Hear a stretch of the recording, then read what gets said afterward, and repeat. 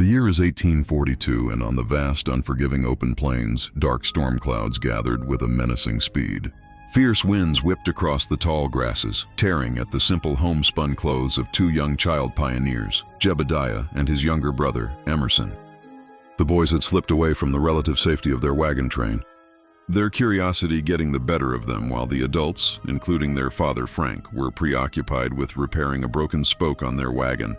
Now what began as a short adventure had turned into a desperate struggle for survival as the distant rumble of thunder grew into an ominous rolling roar. The familiar sight of the wagons had vanished behind the undulating hills, leaving them utterly alone against the raw power of the approaching tempest. Panic began to set in as the first cold drops of rain struck their faces. Jebediah, the older of the two, tried to shield his brother from the wind, his own small frame trembling. It was then that Emerson, with a cry of hope, pointed a shaky finger toward the horizon. There, etched against the darkening sky, was a faint shadow on a distant rocky outcrop. It was a mere sliver of darkness, a small void in the stone, but to the desperate boys, it represented their only chance of shelter. It was a possible cave, a sanctuary from the storm's fury. With a shared look of grim determination, they knew what they had to do. They had to reach it, no matter what. They raced against the storm, their small legs pumping furiously over the uneven ground as the wind tried to push them back. The sky opened up just as they scrambled up the final stretch of rocky terrain, a torrential downpour soaking them to the bone in seconds. They tumbled into the tiny cave, gasping for breath, just as the full force of the rain began to pour.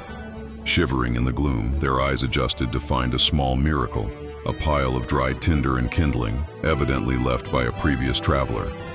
A wave of relief washed over them. Making a fire happened to be the boys' favorite skill, one their dad Frank had patiently taught them for just such an emergency. With numb but practiced fingers, they worked together, and soon a small, courageous flame flickered to life, pushing back the cold and the dark. Huddled together inside the cramped space, warmed by the crackling fire, the boys watched the tempest rage outside. The wind howled like a hungry wolf, and rain hammered the plains, but within their stone shelter, they were safe.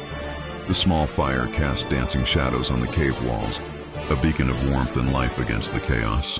Just as the storm reached its most violent peak, a light bobbed in the distance, cutting through the deluge.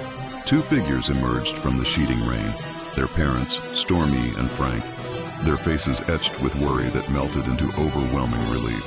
Crowded together in the small haven, the family watched the storm's fury, their shared warmth a testament to their resilience and the unshakable bond that had guided them back to one another.